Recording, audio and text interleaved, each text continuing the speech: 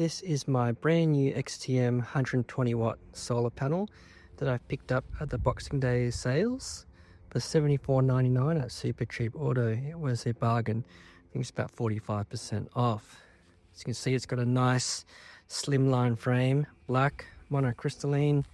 Let's take a look at the back based on the specifications. 120 watts, voltage at Pmax 21.5 volts. That's the optimal voltage. Optimal current at Pmax 5.59 amps. Open circuit voltage 24.1, short circuit current 6 amps, and the maximum system voltage is 1000 volts. So if you're hooking these all up in series, made in China. Let's look at the junction box, and we actually have MC4 cables, which I prefer over the Anderson because they are waterproof. And I did get the mounting kit, and I plan on mounting this, if I back up a little bit, up on the roof here, just on the flat part. Got some grid tie solar there on the west side.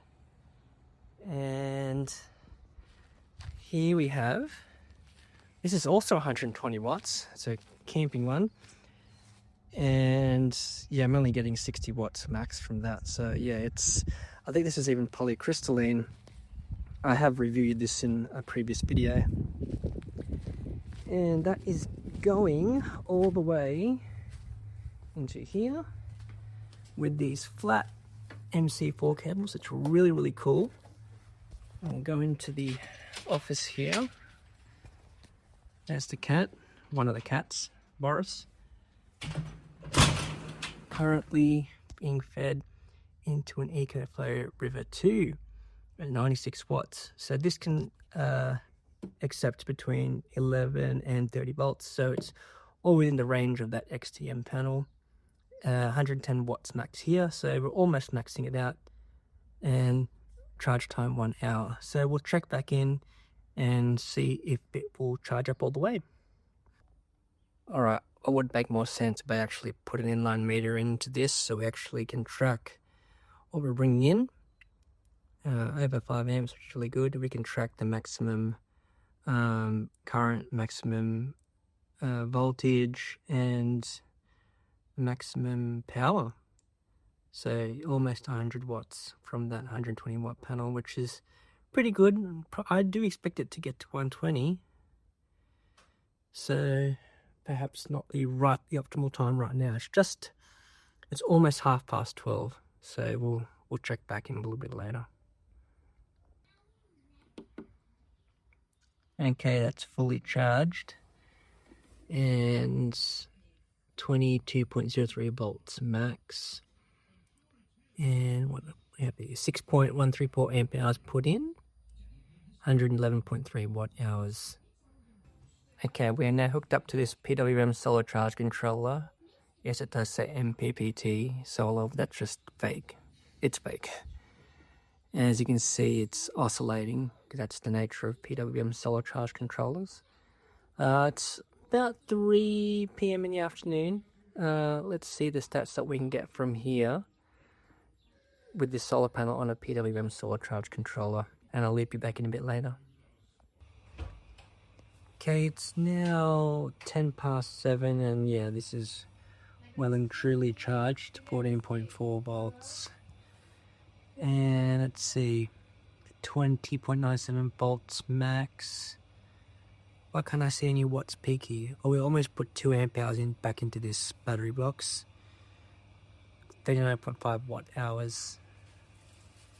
And yes, this has got a 10 amp hour battery in there, so almost 2 amp hours put in. I'm going to actually put these two panels in series and see if we can actually get close to 40 volts and see if I can charge my 24 volt batteries. One moment. So that little camping panel outside, that's almost 20 volts.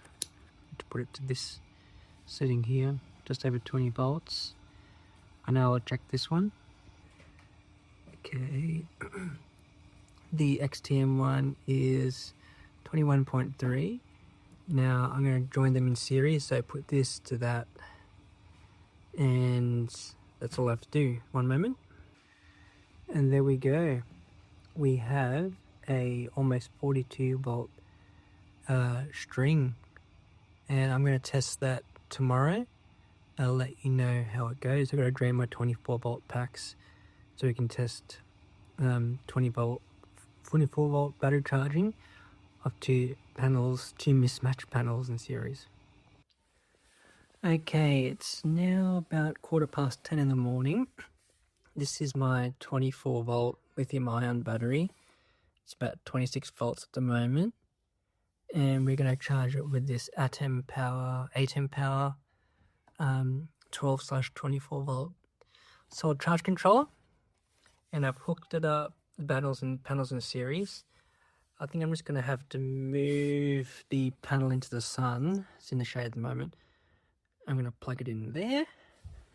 One moment. As you can see, that panel is in the sun. This one is in the shade, so I'll just move it. And this one's still partially shaded. I can't move it far enough at the moment because the cord's short. But that one's in there. We'll go have a look and see if we got some power coming in.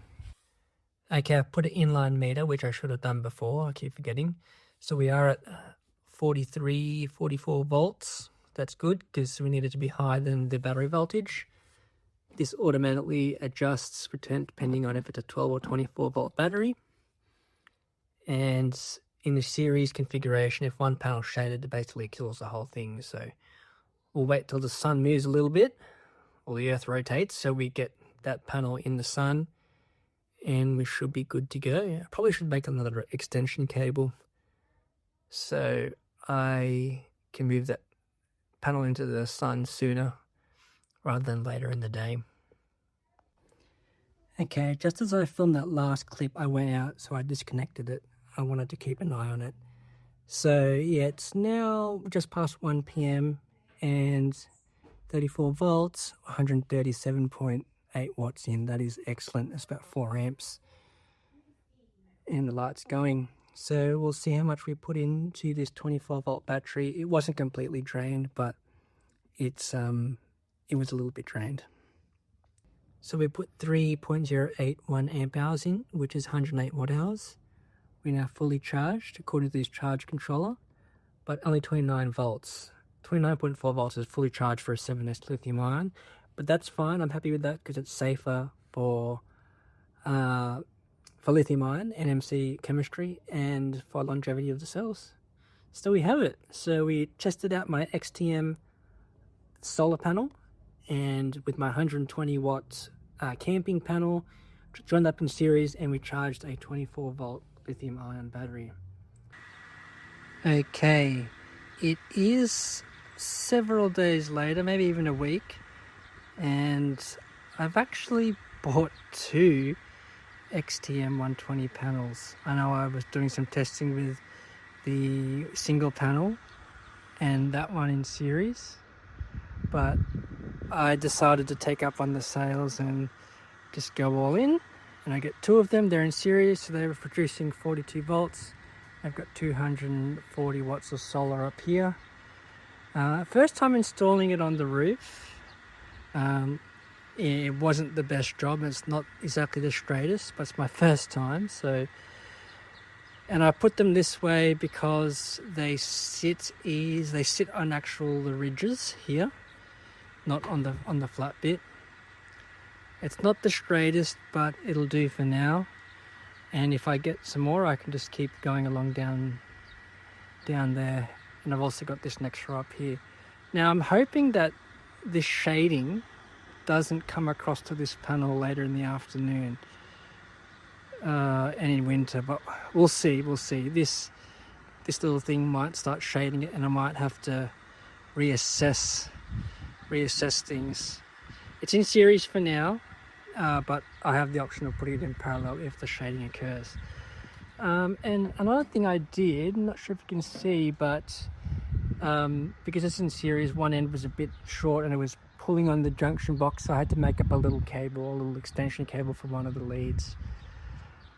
So that's going all the way down there and all the way into the study with some flat MC4 connections. So there we have it.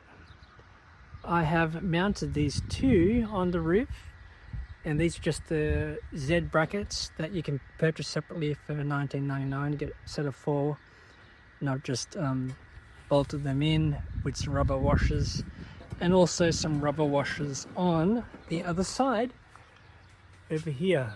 So hopefully we don't get any leaks, and hopefully we don't get any shading. Let's head all the way back, see if we can see.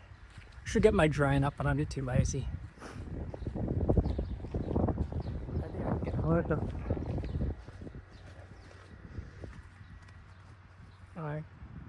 Oh, there we go.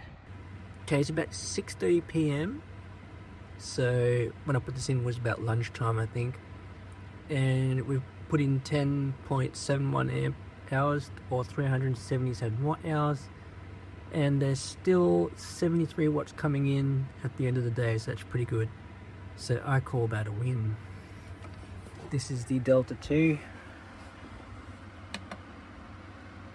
And it's fully charged still. But anyway, Happy New Year.